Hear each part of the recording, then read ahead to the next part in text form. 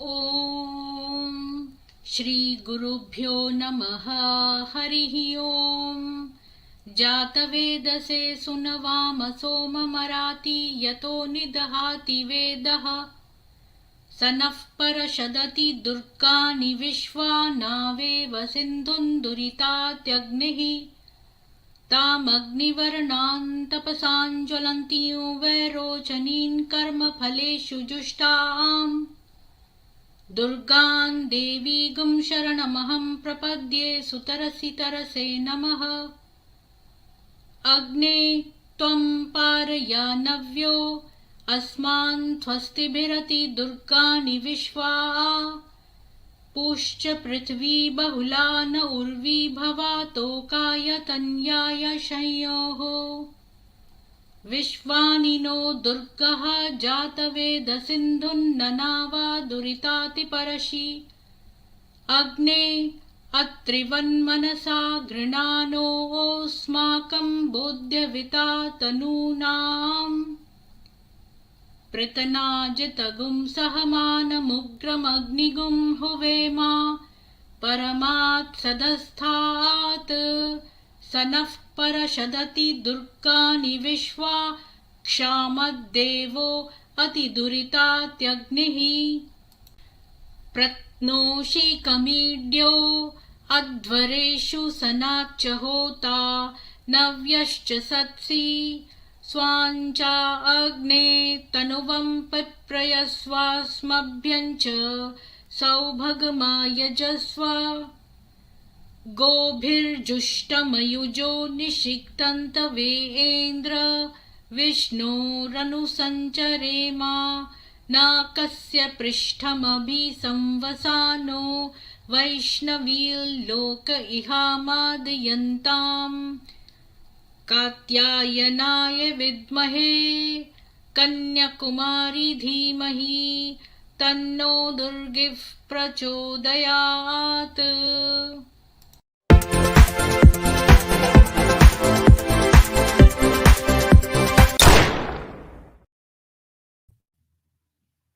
सभी को सुप्रभात और जय माँ दुर्गा। आज हम वफा सुल्तान की किताब एक अल्लाह जो नफरत करता है उसका अगला चैप्टर देखेंगे, a quest for another God, एक तलाश एक और खुदा की। तो उससे पहले हम हमेशा की तरह जो है इम्पोर्टेंट न्यूज़ पढ़ लेते हैं। तो मैं आपके साथ शेयर करती हूँ आज की न्यूज़। तो सबसे पहली न्यूज़ है, बिहार के भोजपुर में बैडमिंटन ट्रॉफी जीतने के बाद पाकिस्तान जिंदाबाद के लगाए गए नारे। मोहम्मद अरमान, तनवीर सहित 5 गिरफ्तार, अन्य लोगों को की तलाश जारी। वहीं मामले से जुड़ा एक अन्य वीडियो भी वायरल हो रहा है। दावा है कि दूसरे वीडियो में पाकिस्तान के हक में नारे लगाने वाले नौजवानों को पकड़कर उनसे हिंदुस्तान जिंदाबाद और पाकिस्तान मुर्दाबाद के नारे लगवाए जा रहे हैं। वायरल वीडियो चांदी का ही बताया जा रहा है। अगली न्यूज़ है, कश्मीर में पाकिस्तान का ड्रग्स रैकेट चला रहे थे 5 पुलिसकर्मी। 17 गिरफ्तारों में कारोबारी, ठेकेदार और नेता भी शामिल। गिरफ्तार लोगों में 5 पुलिसकर्मी हैं। इसके अलावा एक स्थानीय नेता, एक ठेकेदार और एक कारोबारी भी गिरफ्तार लोगों में शामिल है। पुलिस ने 2 किलो हेरोइन भी बरामद किया है। अगली न्यूज़ है, ब्यूटी पार्लर वाली जाहिला बेगम का हनी ट्रैप। एक ने 50 लाख देकर किया सुसाइड, दूसरे से 30 लाख वसूले। अब गैंगस्टर एक्ट में एक्शन। बिजनेसमैन शैलेश जडिया ने उसकी ब्लैकमेलिंग से तंग आकर सुसाइड कर लिया था। इसके बाद वह गिरफ्तार की गई, लेकिन जेल से छूटते ही उसने लखनऊ के एक युवक को अपना शिकार बना लिया। यह है जाहिला बेगम। ये ब्यूटी पार्लर चलाती है और हनी ट्रैप भी करती है। उत्तर प्रदेश के बांदा में एक महिला को लखनऊ के युवक को हनी ट्रैप में फंसाकर 30 लाख रुपए वसूलने के आरोप में गिरफ्तार किया गया है। इस महिला का नाम जाहिला बेगम है। वह ब्यूटी पार्लर चलाती है। यह पहली बार नहीं है जब जाहिला ने किसी शख्स को हनी ट्रैप में फंसाया है। इससे पहले उसने इस साल मई में एक सर्राफा व्यापारी को भी अपना शिकार बनाया था। मीडिया रिपोर्ट्स के मुताबिक बिजनेसमैन शैलेश जडिया को प्रेम जाल में फंसाने के बाद जाहिला ने उसके साथ शारीरिक संबंध बनाए, उसका वीडियो बना लिया। इसके बाद वीडियो वायरल करने की धमकी देने लगी। ब्लैकमेल कर उसने व्यापारी से करीब 50 लाख रुपए वसूले थे। बाद में वह और बड़ी रकम मांग रही थी। बार बार धमकियों से तंग आकर व्यापारी ने आत्महत्या कर ली। पुलिस ने इस मामले की जांच करने के बाद जाहिला को गिरफ्तार करके जेल भेज दिया था, लेकिन जेल से बाहर आने के बाद वह फिर इसी काम में लग गई। जेल से छूटने के बाद वह सोशल मीडिया पर फिर एक्टिव हो गई। इस बार उसने लखनऊ में रहने वाले इरशाद शहाद खान को अपना जाल में फंसाया। अ, वो उससे चैटिंग करने लगी। इसके बाद दोनों एक दूसरे के करीब आ गए। बाद में महिला ने शहाद के साथ भी वही किया जो वो अपने हर शिकार के साथ करती थी। उसने शारीरिक संबंध बनाकर वीडियो बनाए, फिर खान को ब्लैकमेल करना शुरू कर दिया। उसने करीब 30 लाख रुपए वसूले।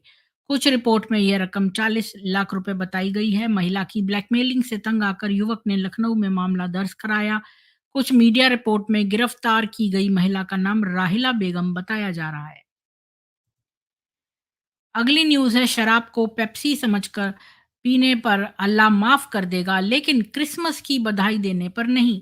जो कट्टरपंथी जाकिर नाइक ने कहा वही इस्लामी विद्वान कह रहे हैं, बता रहे हैं गैर इस्लामी।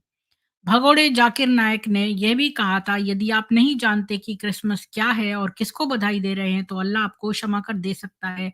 अगर आप गलती से पेप्सी समझकर शराब पीते हैं तो अल्लाह आपको माफ कर सकता है, लेकिन अगर आप ये जानने के बाद भी कि क्रिसमस क्या है, सिर्फ संबंध बनाने के लिए ऐसा कर रहे हैं तो आप जहन्नुम में अपनी जगह बना रहे हैं। तो ये इन्होंने जो है अ, छुट्टियाँ जो हैं वो क्रिसमस और अंग्रेज़ी नववर्ष से पहले लोग छुट्टियाँ मना रहे हैं। इस बीच इंडोनेशिया के एक मौलवी ने कहा है कि मुस्लिमों को मेरी क्रिसमस कहते हुए क्रिसमस की शुभकामनाएँ देने से बचना चाहिए। मौलवी मारूफ अमीन ने बुधवार को कहा कि यह अभी भी बहस का विषय है कि दूसरों को शुभकामनाएँ देना हलाल है या हराम, इसलिए बेहतर है कि मुस्लिम इससे दूर रहें और मैरी क्रिसमस ना कहें।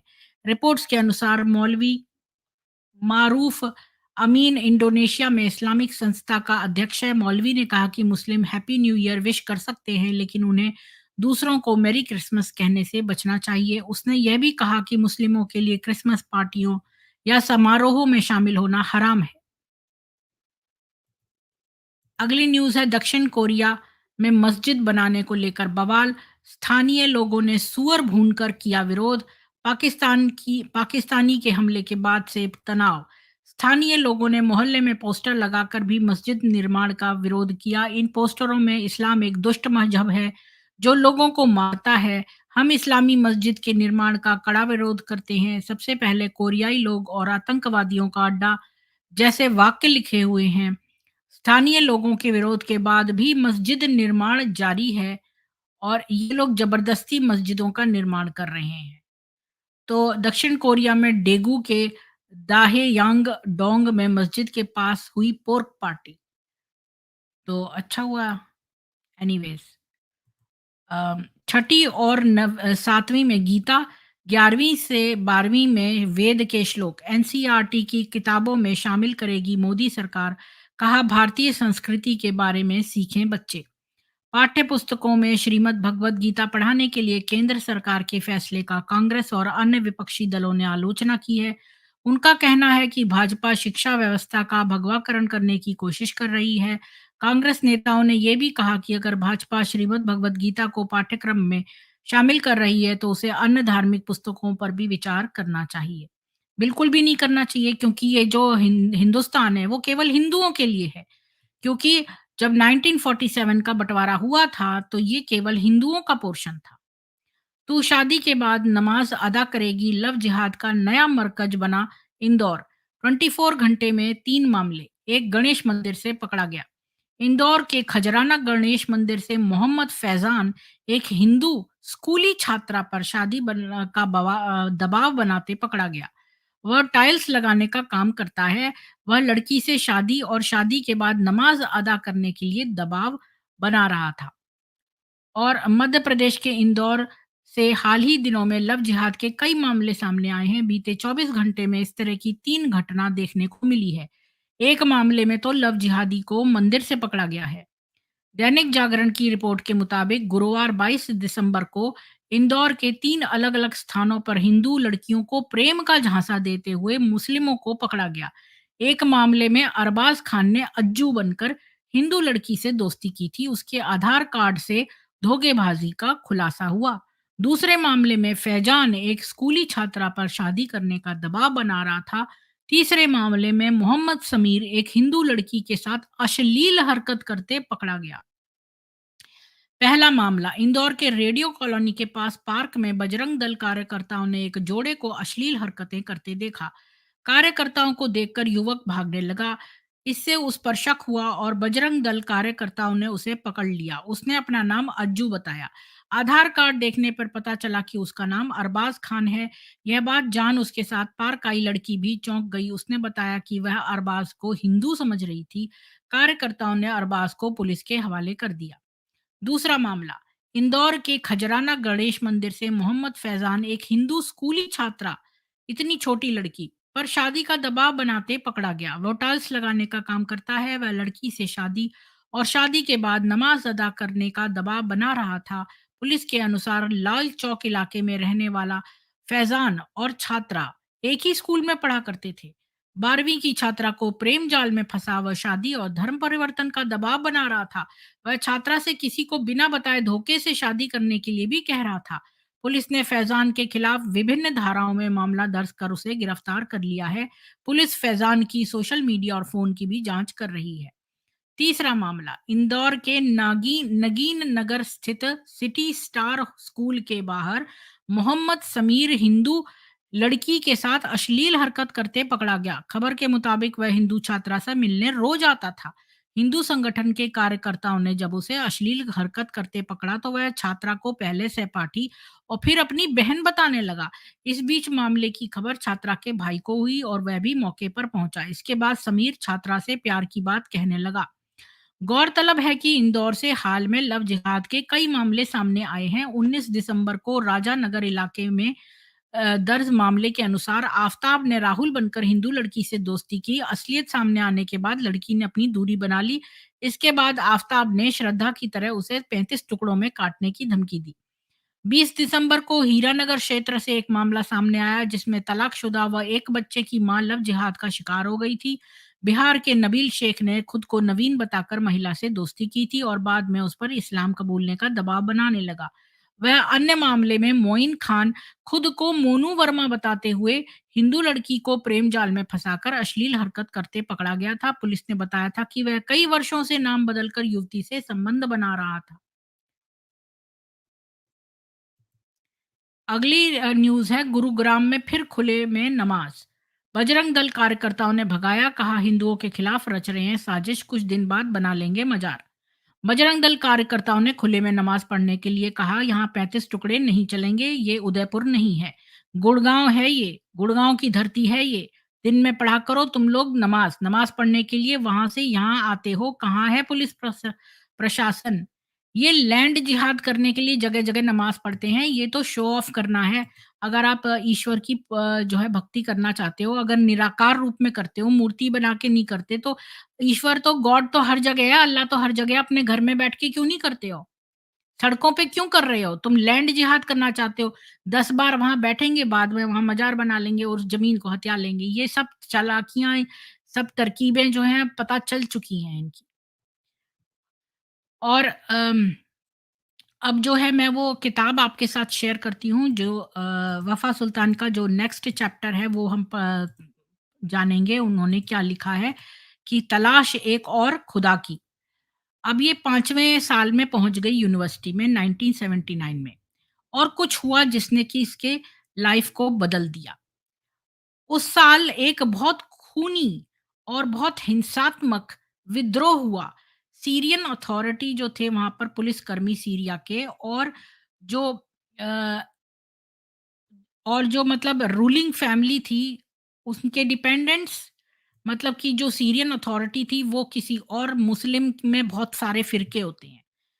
उनमें और जो आतंकवादी थे सीरियन मुस्लिम ब्रदरहुड करके जो पार्टी थी सीरियन मुस्लिम ब्रदरहुड के आतंकवादियों के बीच में ये 2 मुस्लिम संगठनों में बहुत ज़ोर का लड़ाई हुई।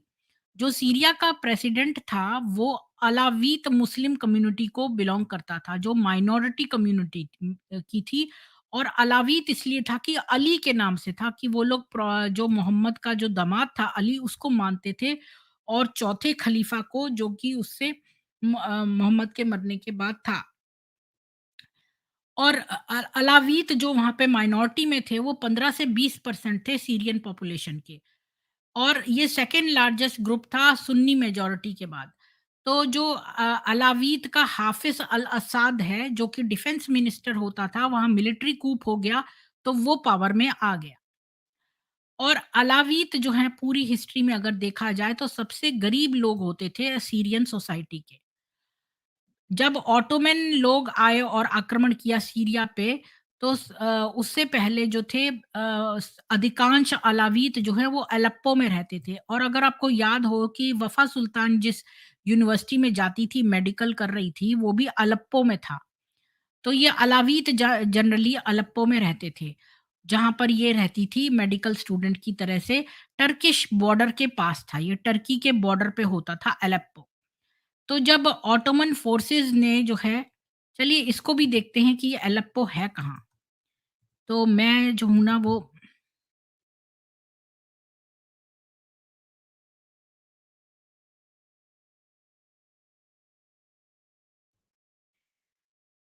तो यहाँ पर अलेप्पो तो दिया नहीं है, लेकिन मैं 1 मिनट देखती हूँ।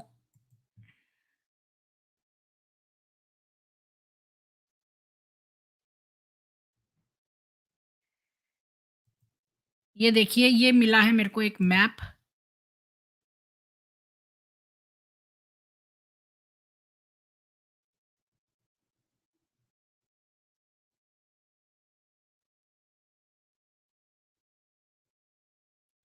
तो या तो ये वाला मैप देख सकते हैं हम।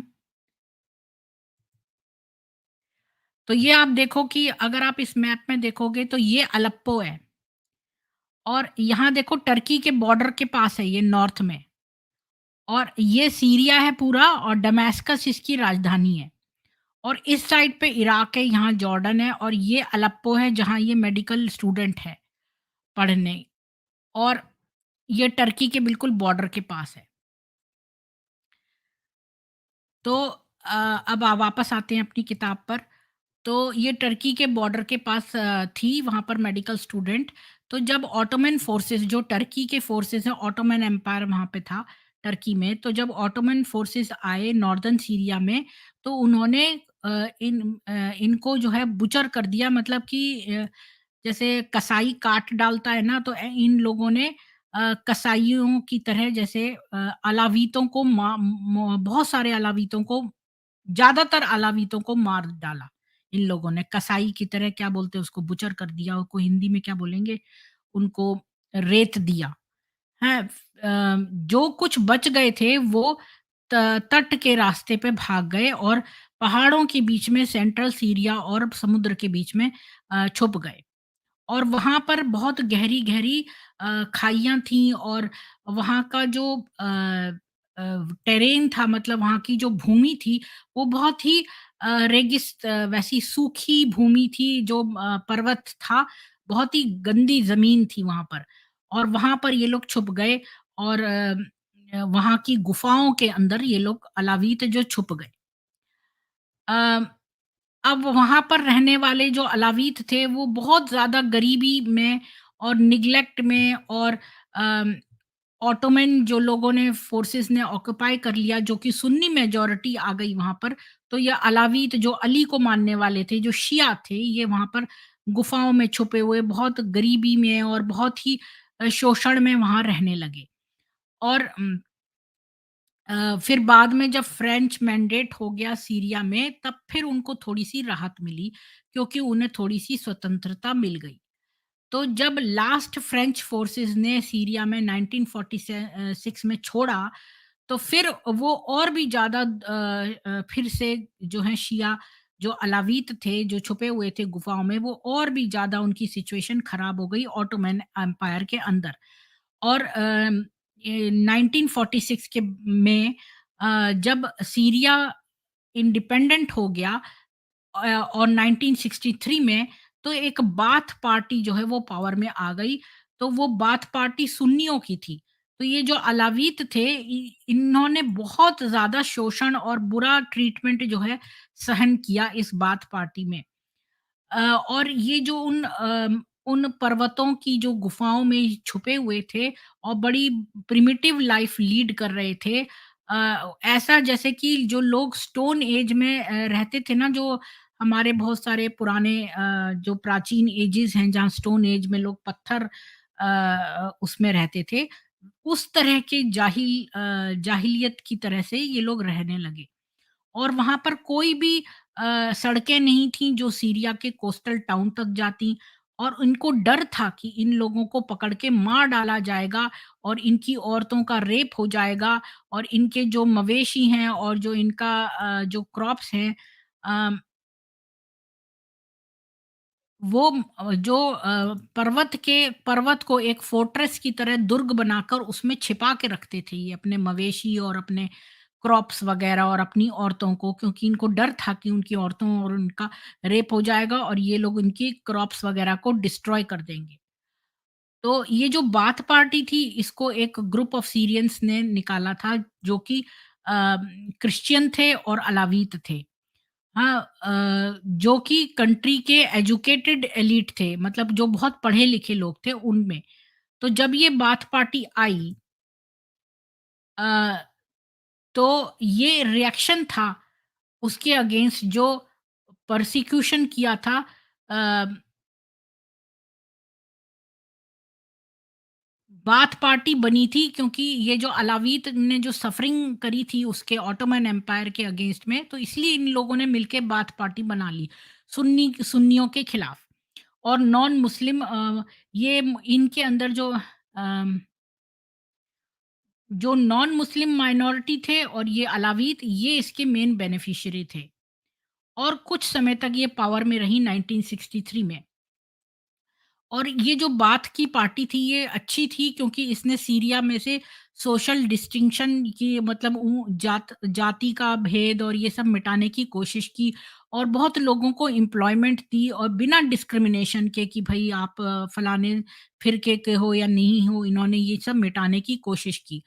और इनका लक्ष्य ये था कि एक सेकुलर सीरियन स्टेट बनाएं जिसमें कि सुन्नी और शिया सब मिल के रह सकें।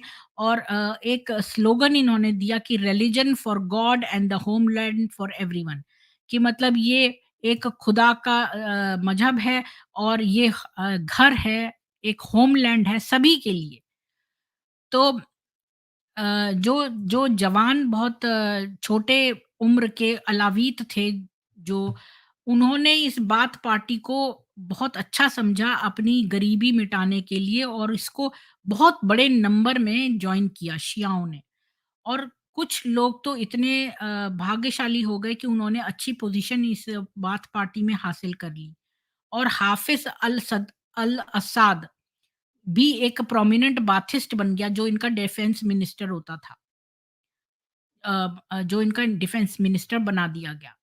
अब बाथ पार्टी जो है वो पावर में आ गई 1963 में, और मिड 1970 70 तक उसने बहुत वहाँ पर फ्लरिश किया, जितना कि वहाँ पर स्कूलों ने और पब्लिक फैसिलिटीज़ ने। और बहुत सारे अलावीत कम्युनिटी के मेंबर जो हैं वो यूनिवर्सिटी जाने लगे, और बेस्ट एजुकेटेड ग्रुप जो है इन शियाओं का होने लगा। लेकिन जब हाफिज़ अल असाद का अ जैसे ही वो पावर में आया, डिफेंस मिनिस्टर वगैरह बन गया, तो फिर ये चीज़ खत्म हो गई। क्योंकि वो जो उसने वहाँ पर शोषण सहा था माइनॉरिटी ग्रुप की तरह, उससे वो डर गया, और इसलिए वो किसी पर ट्रस्ट नहीं करने लगा अपनी कम्युनिटी के बाहर। तो हमेशा वो अपनी ही कम्युनिटी यानी शियाओं के ऊपर ही जो है वो उनको एनकरेज करता था, और उनको कहता था अलावीतों को कि तुम आर्मी जॉइन करो, और उनको ऐसी अपॉर्चुनिटी देता था जिससे उनका स्टैंडर्ड ऑफ लिविंग बढ़ जाए। हाफिज अल असाद का एक भाई था रिफात, और उसने एक स्पेशल मिलिट्री यूनिट बनाया था जिसको कहते थे डिफेंस कंपनीज। नहीं, सॉरी, उसने डिफेंस कंपनीज को बुलाया एक स्पेशल मिलिट्री यूनिट बनाने के लिए और अपने भाई की गद्दी को बचाने के लिए। उसी वक़्त एक और अलावीत ऑफ़िसर आया अली हैदर, जिसने कि एक और यूनिट बनाया स्पेशल फ़ोर्सेस। तो ये दोनों आदमी ने जो है वो इनका एम था कि अलावीत कम्युनिटी के जो यंग बढ़ते हुए बच्चे हैं, उनको बहुत हाई रैंकिंग दें और मतलब एज़ एन इंसेंटिव, मतलब कि उनको रिवॉर्ड करें, उनको मतलब लालच दें बहुत अच्छी-अच्छी पोज़ीशंस का। और इसीलिए ये जो यंग जनरेशन थी, इनको जो स्पेशली जो शिया लोग थे, ये लोग बहुत ज़्यादा अट्रैक्ट हो गए और बहुत नंबर्स में इन्होंने इन दोनों मिलिट्री यूनिट्स को जो है वो जॉइन कर लिया। लेकिन इन मिलिट्री यूनिट्स का एक ही पर्पस था कि हाफ़िज़ असाद का जो गद्दी है वो बची रहे। क्योंकि हाफ़िज़ असाद जो था वो पहले तो डिफेंस मिनिस्टर था, लेकिन बाद में वो वहाँ का प्रेसिडेंट हो गया। तो उसकी गद्दी बची रहे, इसलिए ये इन लोगों ने स्पेशल फोर्सेस के यूनिट्स बनाए।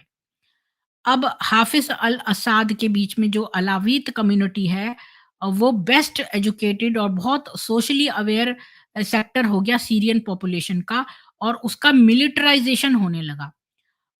तो जो यंग जनरेशन के लोग हैं वो सारे मिलिटराइज़ होने लगे, और इसलिए बहुत बड़ा गैप खुल गया यूनिवर्सिटी एजुकेटेड क्लास में था, जो में जो कि फेयरली एस्टेब्लिश हो गया।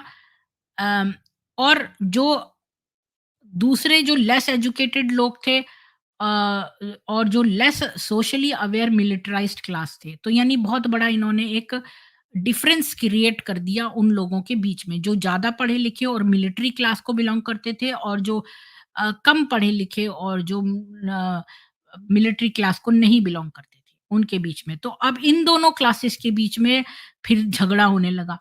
तो फिर ये हाफ़िज़ असाद ने क्या किया कि ये उनको मारने लगा।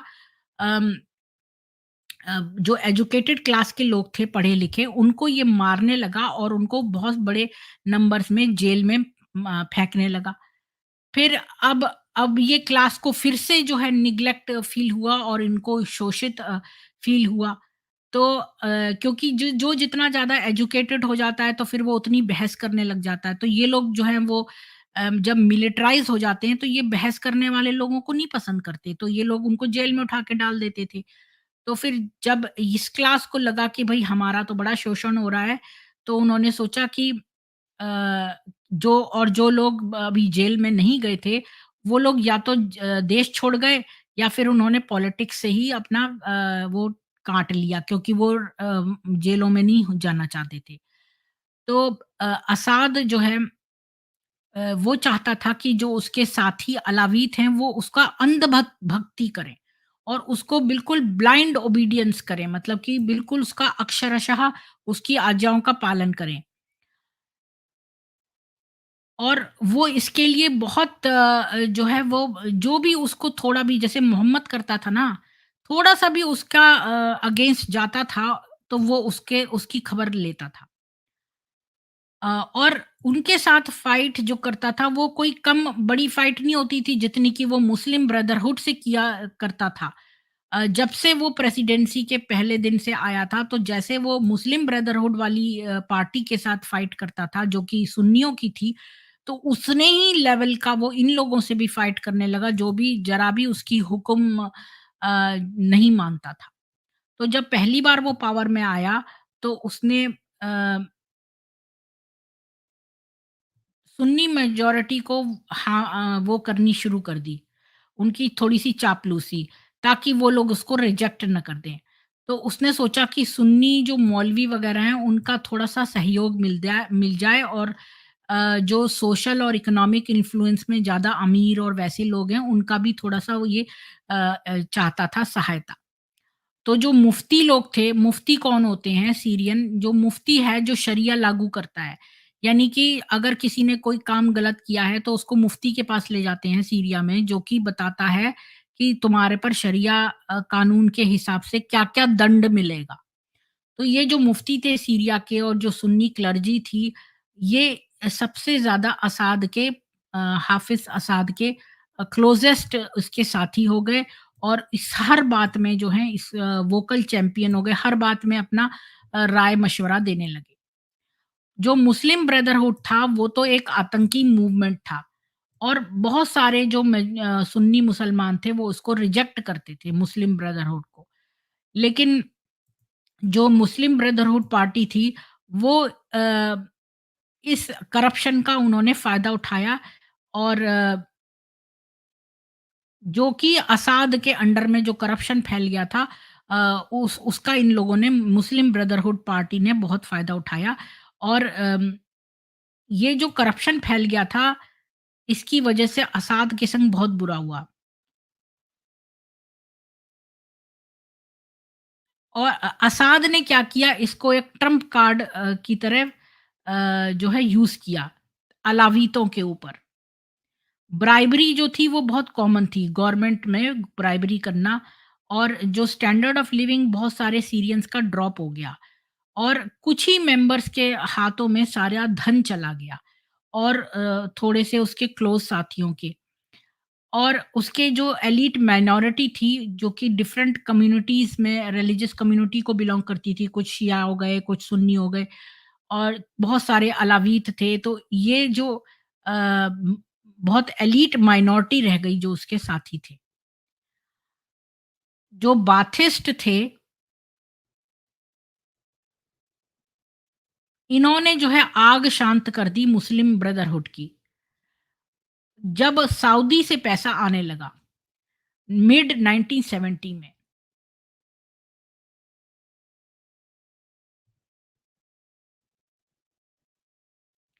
इसके बाद वो आग जो है बढ़ने लगी। अब इसको याद है वफ़ा सुल्तान कहती है कि इसको याद है कि बाथ पार्टी का एक डिसीजन 1968 में जबकि ये प्राइमरी स्कूल में हुआ करती थी अम, कि अगर आप कैसा भी परफॉर्म करो रिलीजियस स्टडीज़ का जो क्लास होती है उसमें कैसा भी परफॉर्म करो उससे आपका जो है फ्यूचर नहीं पता होना चाहिए। जैसे कि अगर आप मैथमेटिक्स या साइंस पढ़ते हो तो उससे आपका फ्यूचर जो है बनता है। लेकिन आपने कैसा भी परफ़ॉर्म अगर आप पास या फेल भी हो गए हो रिलिजियस स्टडीज़ में तो उससे आपका करियर नहीं खराब होना चाहिए। लेकिन जो पार्टी थी वो रिलिजियस एजुकेशन जो है हटा नहीं सकी स्कूल सिस्टम से। लेकिन उसकी इम्पोर्टेंस जो है उसने थोड़ी ख़त्म कर दी। ये एक बहुत बड़ा स्टेप था कि उन्होंने रिलिजियस एजुकेशन को सिलेबस में से हटा दिया। लेकिन जैसे ही उन्होंने बाथ पार्टी ने ऐसा किया अ, ताकि इस्लामिक एक्सपेंशन रुक जाए तो हाफ़िज़ अल-असाद जो है वो पावर में आ गया। और चूँकि बाथिस्ट पार्टी माइनॉरिटी में चली गई अब वो आगे और कोई कदम नहीं उठा सकती थी और उनको लगा कि सुन्नी मेजॉरिटी का भी डर लगा। अम, अब ये इतनी ज़्यादा पॉलिटिक्स है कि अब मेरे को तो बहुत बोरिंग लगने लगा है। अम The womb which had brought forth the Muslim Brotherhood made him turn a blind eye. अ, तो जिसने कि मुस्लिम ब्रदरहुड को पैदा किया था, उस वजह से इसने उसकी तरफ से अनदेखा कर दिया, जो ये नई सऊदी बैक्ड इस्लामिक एक्सपेंशन था। तो ये एक डील हो गई कि तुम मेरी बातों को अनदेखा कर दो, मैं तुम्हारी बातों को अनदेखा कर दूँ। करप्शन जो है वो बहुत आ गया, पूरे उसमें फैल गया रूलिंग एलीट में। जैसे कि सऊदी का वहाबिज़्म भी फैल गया क्योंकि सुन्नी पॉपुलेशन बहुत थी। तो बोन दोनों ही सिचुएशन जो है आउट ऑफ हैंड चली गई। इसलिए दोनों पार्टियों में से कोई भी पार्टी जो है वो अपने इंटरेस्ट के अलावा कुछ और नहीं देख पा रही थी। सीरियन प्रेसिडेंट और उसके लोग जो हैं स्मगल कर रहे थे बिलियन ऑफ डॉलर्स कंट्री से बाहर और अपनी जो है लाइफ ऐसी लीड कर रहे थे जिसमें कि वो पैसों का बहुत शो ऑफ करते थे और जबकि सारे सीरियन उनके आसपास बहुत गरीब थे उनके सामने अपनी धन दौलत का बहुत शो ऑफ करते थे। सुन्नीस को ऐसा लगा कि उनको धोखा दे दिया गया है इसलिए उन्होंने वेलकम कर लिया मुस्लिम ब्रदरहुड को और उनको सऊदी पैसे भी खूब मिला और इतना मिला कि उनको इंडाइजेशन हो गया इस्लामिक टीचिंग्स से। मतलब इस्लामिक टीचिंग्स भी और सऊदी पैसा, ये दोनों खूब मिले।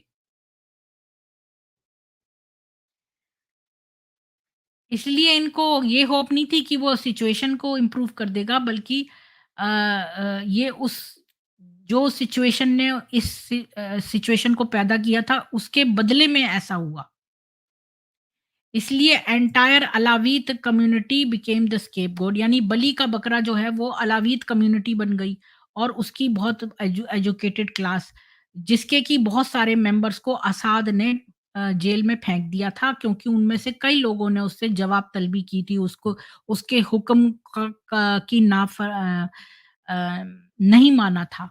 तो इसलिए वो आसानी से इस इस्लामिक टेररिज्म के शिकार बन गए, और उस क्लास को कोई भी तरीका नहीं पता था कि कैसे अपने आप को प्रोटेक्ट करें। और इस मुस्लिम ब्रदरहुड के सीक्रेट जो आर्म्ड फोर्सेस थे, ये चुपचाप जो है हंट करते थे यूनिवर्सिटी के एजुकेटेड मेंबर्स को, जैसे डॉक्टर हो गए, इंजीनियर हो गए, यूनिवर्सिटी के लेक्चरर हो गए, जजेस हो गए, ये भी ऊंचे ऊंचे ओहदों पे बैठे लोगों को चुपचाप ये हम कत्ल करवा देते थे, क्रूरता से। और एक एक करके सबको मारते रहे। और ये जो एजुकेटेड क्लास थी, जो कि जिनसे कि इनको बड़ा डर होता था, आपको पता ही है कि इस्लाम कहाँ फैलता है, जहाँ पर दिमाग कम हो। तो इसलिए जो ये एजुकेटेड लोग थे, इनको ये चुपचाप-चुपचाप मारने लगे एक-एक करके। और जो असाद था, इसने अपनी आँखें बंद कर ली इस तरफ, और इग्नोर कर दिया जो ये सब ख खूनी हत्याएँ चल रही थी। इसी दौरान वफ़ा सुल्तान कहती है कि इसको याद है कुछ अफ़वाहें जो असाद फैमिली की फैलती थी, कि उसने सऊदियों से एक डील कर ली है। अम, ये डील कि वो अनदेखा कर देगा मुस्लिम ब्रदरहुड को। मुस्लिम ब्रदरहुड जो है वो उसके घर के लोगों को नहीं मारेगा, अगर तो वो उसकी ये जो मारने वाली चीज़ें हैं इसको इग्नोर कर देगा। और ऐसा ही हुआ। और सीरियन सारे ऐसे देखते रहे ये सारी चीज़ें, जैसे आप टॉम और जेरी का कार्टून देखते हो टीवी पे। अब सीरियस ये कब हुआ? ये विद्रोह तब हुआ जब ये जो मुस्लिम ब्रदरहुड जो चुन-चुन के लोगों को मार रहे थे, इन्होंने एक जो है कारवां जा रहा था व्हीकल्स का, जिसमें कि असाद खुद ट्रैवल कर रहा था। तो इसमें मुस्लिम ब्रदरहुड के जो कार्यकर्ता हैं, उन्होंने उस व्हीकल ले जाने वाले कॉन्वॉय को अटैक करा और उसके ऊपर गोलीबारी की। फिर उन्होंने बॉम्ब फेंक दिया कॉन्वॉय के ऊपर, और असाद का एक कंपेनियन मर गया, और असाद जो है वो बच निकला। तो इस 1979 में इंसिडेंट जो है, इसने सारी सिचुएशन को एक्सप्लोड कर दिया, और इसीलिए सीरियन अथॉरिटीज़ ने एक मैन हंट शुरू करा, क्योंकि ये अथॉरिटी में था ना असाद, तो इसने ढूँढना शुरू किया कि किसने इस पर बम फेंकाया। तो इन लोगों ने अटैक करा सीरियन टाउन ऑफ हामा, जहाँ पर कि ये मुस्लिम ब्रदरहुड यहाँ पर लोग जनरली रहते थे, हामा के अंदर। तो इन लोगों ने को पता चला कि यहीं से इन लोगों ने बम फेंका होगा। तो ये लोग मुस्लिम ब्रदरहुड का जो सिटी थी जहाँ पे ये लोग ज़्यादा रहते थे, हामा, वहाँ पे इन्होंने अटैक किया और उसको अपने टैंकों से भर दिया, और सीरियन और जितने भी और आसपास के सीरियन सिटीज़ थे वहाँ पर भी परस्यू किया। ये ब्लडी स्ट्रगल जो है 2 साल तक चला। और और कई सारे सीरियन जो कि ना ना तो ये सीरिया की पुलिस से लिंक्ड थे, मतलब अथॉरिटी से, ना साथ से थे, और ना ही ये मुस्लिम ब्रदरहुड से लिंक थे, लेकिन वो भी इसका शिकार हो गए। लेकिन जो अथॉरिटीज़ हैं, उन्होंने जो है क्रश कर दिया मुस्लिम ब्रदरहुड को। जबकि उनके इस अटैक के बाद जब इन्होंने बम फेंका था, उसके बाद से इन लोगों ने उनकी पूरी मुस्लिम ब्रदरहुड को क्रश कर दिया। फिर 1979 में वफ़ा सुल्तान लिखती है कि ये 5वें साल में थी मेडिकल स्कूल के। तो इसने वहाँ पर जो है इसकी आँखों के सामने एक ऑप्थेल्मोलॉजी, ये जो आँख का डॉक्टर है, उसका लेक्चरर डॉक्टर यूसुफ अल यूसुफ, उसकी डेथ को विटनेस किया। तो पहले तो इसे पता नहीं चला कि कौन मरा है। फिर गोलियों की आवाज़ सब तरफ से आई। सारे लोग शॉक में हो गए और बहुत सारे जो हत्यारे थे वो एक साथ लाउड स्पीकर में चिल्ला रहे थे, अल्लाह अकबर, अल्लाह अकबर। क्योंकि आपको पता है कि ये लोग अल्लाह अकबर जब किसी को मारते हैं, किसी की हत्या करते हैं तो ऐसा ज़ोर-ज़ोर से बोलते हैं। तो जब बहुत सारा फ़ियर और शॉक जो है, जब ये लोग अपने फ़ियर और शॉक से बाहर आए, तब इसने देखा कि जो विक्टिम है, एक आदमी है। तो जब ये ये जो डॉक्टर यूसुफ था, उसको एक बहुत ही अच्छा इंसान मानती थी, जो कि बड़ा मॉरल और ह्यूमेन आदमी है, जो कि बड़ा अपराइट है, जनरस है, कल्चर्ड मैन है, जो एक गरीब फैमिली को बिलॉन्ग करता था और उसने अपना सारा मेडिकल खर्च जो है अपना यूरोप में पढ़ने के लिए सारा मेडिकल का खर्चा उठाया था। ऐसे आदमी को इन लोगों ने मार दिया था। और ये बेचारा सारा अपना पैसा, यूसुफ जो है अपना सारा पैसा खर्च करके इसने मेडिकल पढ़ाई की यूरोप से और फिर वापस आया और यहाँ पर सीरिया में कॉलेज ऑफ मेडिसिन में लेक्चरर बन गया। और तब जो है ना, इसने जब उसका मरा हुआ चेहरा देखा, मरा हुआ शरीर देखा, तो इसको बहुत ही शौक लगा। और इसके कानों में उस जो किलर की आवाज़ है कि अल्लाह अकबर, यही गूंजती रही और गोलियों की जो आवाज़ है वो इसके कानों में गूंजती रही। तब से लेकर जो है अल्लाह जो है, जब भी इसके दिमाग में अल्लाह का ध्यान आता है तभी इसको गोली की आवाज़ सुनाई देती है। और अ, इसको लगता है ये अल्लाह जो है, इसको कोई रिस्पेक्ट नहीं है ह्यूमन लाइफ की। तब से जो है इसने एक जर्नी स्टार्ट करी, एक ऐसे खुदा की तलाश में जो कि ह्यूमन लाइफ को रिस्पेक्ट करता हो और हर जान की, हर ह्यूमन बीइंग की जान की उसको परवाह हो। ये किताब इसकी है, the courageous woman who inflamed the Muslim world speaks out against the evils of Islam, वफा सुल्तान की ये किताब है। तो क्या गॉड एग्जिस्ट करता है? लेकिन जब मैं उसका इन्फ्लुएंस, ये वफ़ा सुल्तान लिख रही है कि जब मैं उसका यहाँ-वहाँ इन्फ्लुएंस देखती हूँ, तो मुझे लगता है कि हाँ, वो एग्ज़िस्ट तो करता है। और ये कई बार अब बता चुकी है कि ये एक एथिस्ट है जो कि ईश्वर पे विश्वास नहीं करती और ट्रांसेंडेंटल में भी विश्वास नहीं करती। अ और ये नेचुरल है कि कुछ लोग जो हैं वो सोचेंगे कि ये एक बड़ा कॉन्ट्रडिक्शन वाली बात कह रही है, कि ये एक तरफ तो कह रही है कि मैं एक्नॉलेज करती हूँ गॉड का इन्फ्लुएंस, और दूसरी तरफ ये अपने आप को एथिस्ट भी बोल रही है। तो इसका रिस्पॉन्स ये है कि हालांकि मैंने कभी गॉड को अपने पूरे लाइफ नहीं देखा, अपने जेल इस्लाम की जेल के अंदर से, अम, लेकिन मैंने ये ज़रूर देखा है कि वो कितना सारा इन्फ्लुएंस अपना इधर-उधर फेंकता है ये गॉड। और चूँकि उसका इन्फ्लुएंस मुझे इधर-उधर दिखता है, इसलिए मुझे उससे ऐसे ही डील करना पड़ता है जैसे कि वो एग्ज़िस्ट करता है।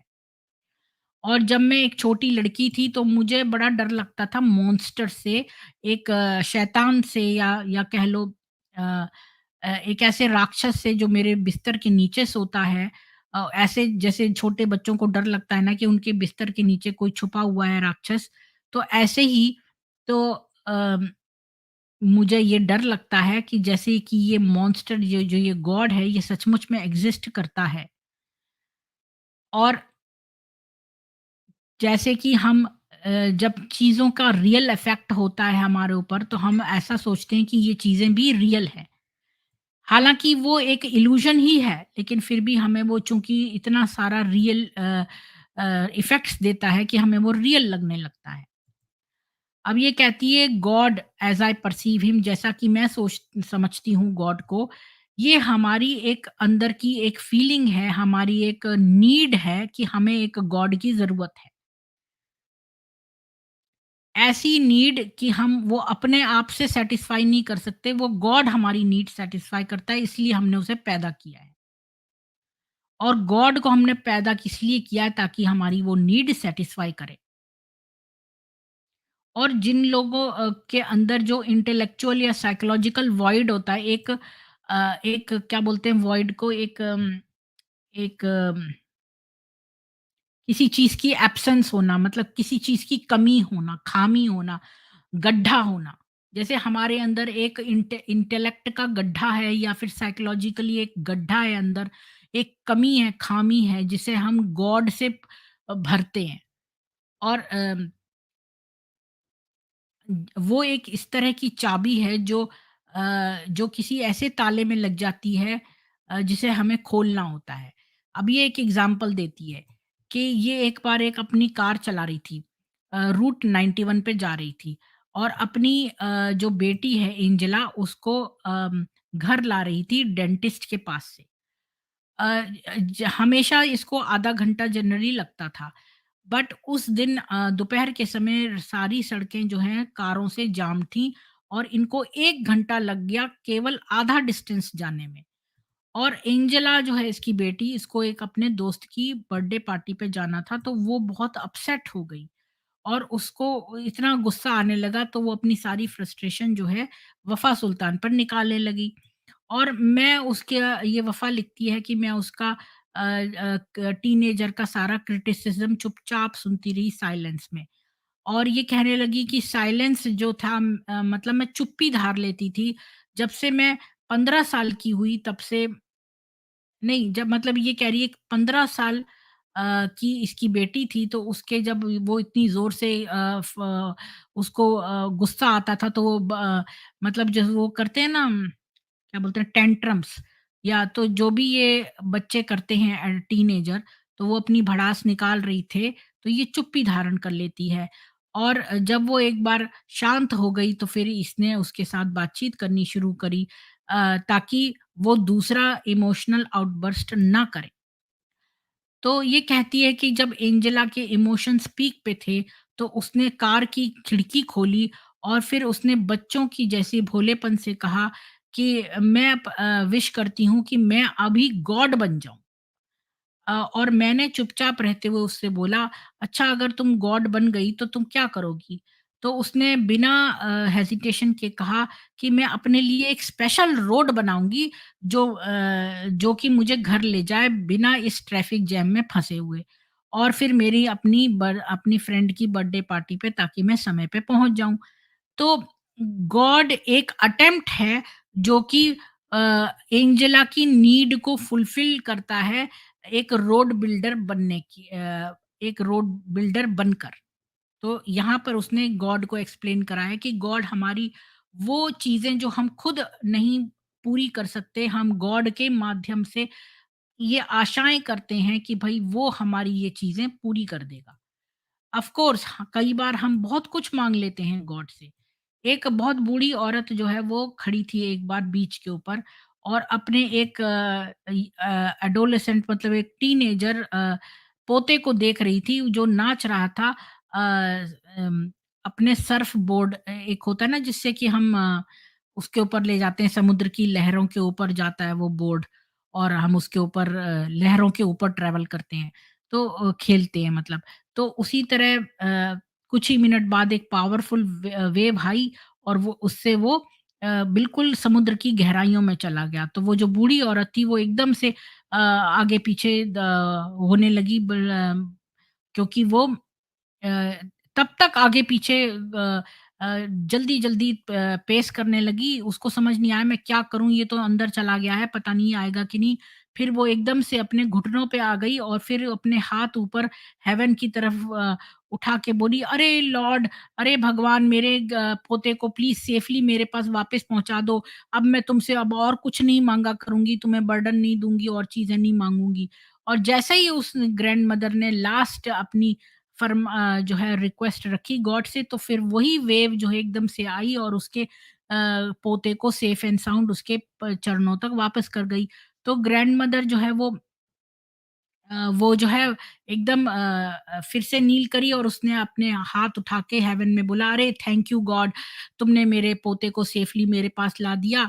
और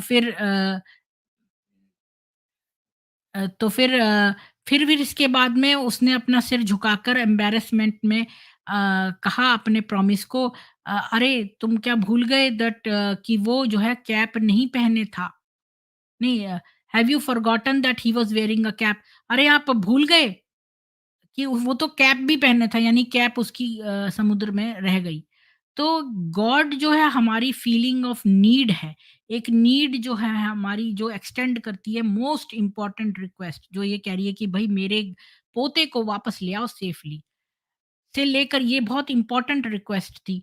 और इससे लेकर बहुत ही टुच्ची कि भई अरे भूलना मत, भूलो मत, वो तो एक टोपी भी पहने था। यानी कि हम इम्पोर्टेंट चीज़ें भी माँगते हैं और टुच्ची चीज़ें भी माँगते हैं, जैसे कि उसने कैप की फ़रमाइश की। तो हम हमेशा हमने ही इस गॉड को क्रिएट किया है, वी आवरसेल्व्स क्रिएटेड गॉड, और फिर हमने उसको अलाउ किया कि वो हमें क्रिएट करे। तो हमने उसकी शेप दे दी वो जो हमारी नीड को फिट करती है, और फिर हमने उसको अलाउ किया कि वो हमारी शेप फिट कर दे। तो हमने उसको पहले अपने कपड़े पहनाए, फिर उसने उसको अलाउ किया कि वो हमारे को कपड़े पहनाए। तो फिर समय के साथ हमने जो है चीज़ों को कन्फ्यूज़ कर दिया, और हमें ये याद नहीं रहा कि किसने किसको क्रिएट किया। कि उसने हमें बनाया या हमने उसे बनाया। और फिर क्वेश्चन फिर से वही है कि कौन पहले आया, मुर्गी या अंडा? तो ये क्वेश्चन इतना इम्पोर्टेंट नहीं है, एक्सेप्ट कि ये जो विशेष साइकिल है, ये एक बहुत लंगड़े या कह दो विकलांग चूजे को लाती है, या फिर सड़े हुए अंडे को। तो अगर हम इन रीजंस को ढूंढें और डिफेक्ट को ढूँढें, तो हमें नहीं पता कि कौन पहले आया, कि भई सड़ा हुआ अंडा पहले हैच हुआ, या फिर वो विकलांग चूजा पहले आया, और या फिर विकलांग चूजे ने ही सड़ा हुआ अंडा दिया। तो ये ज़्यादा मैं विश्वास करती हूँ कि इम्पोर्टेंट ये है कि हमें दोनों लेवल पर जो है अपनी खोज करनी चाहिए, कि हमें अ अपने आप को भी रिक्रिएट करना चाहिए और ईश्वर को भी उसी वक़्त। जब हम खुदा को क्रिएट करते हैं और फिर उसको अलाउ करते हैं कि वो हमें क्रिएट करे, तो फिर हम दोनों ही रिस्पॉन्सिबल हैं कि हम एक-दूसरे का ख़्याल करें, और फिर कि भई उस डिग्री तक ख़्याल करें कि ये जो पूरी क्रिएशन है ये ठीक-ठाक रहे।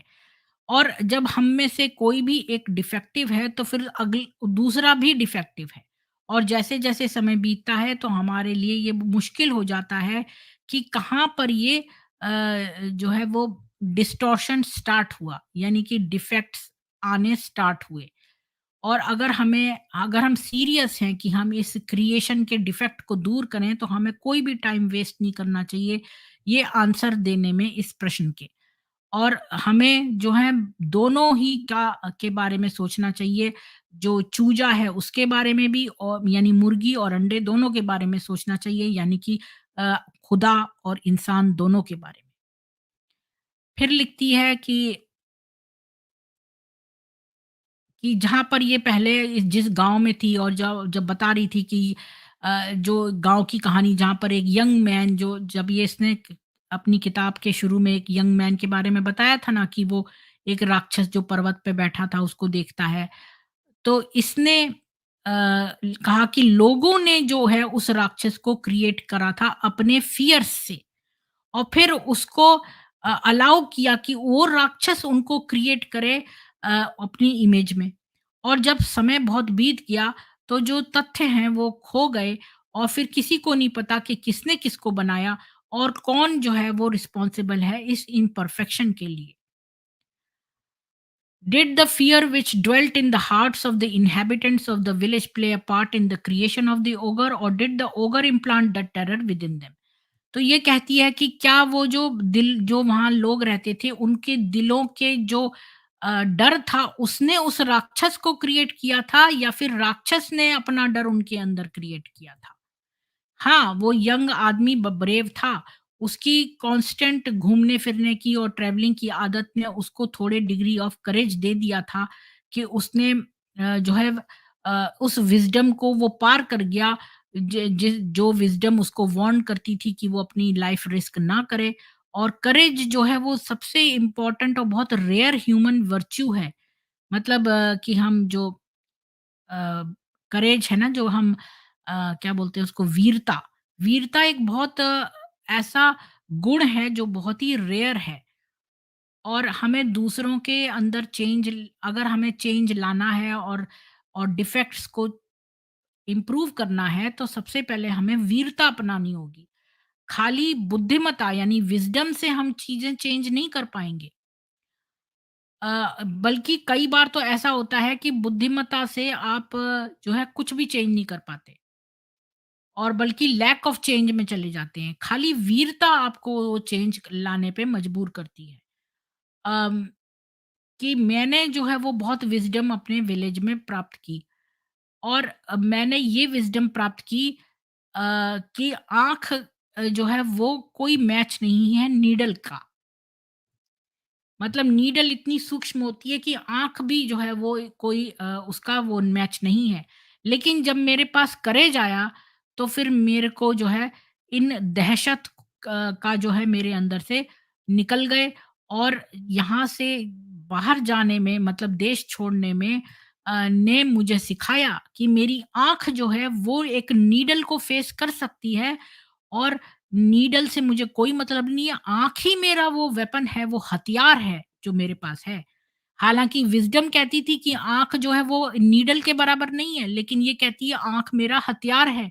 ये मैंने सीखा यहाँ से देश छोड़ने के बाद।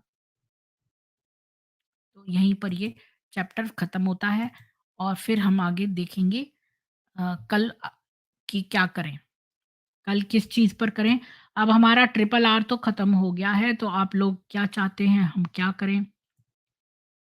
आप मुझे जो है बताइएगा कि अगर आप कुछ किसी चीज़ पे स्ट्रीम करना चाहते हैं। साकी साकी आप जो है ईश्वर से डरो।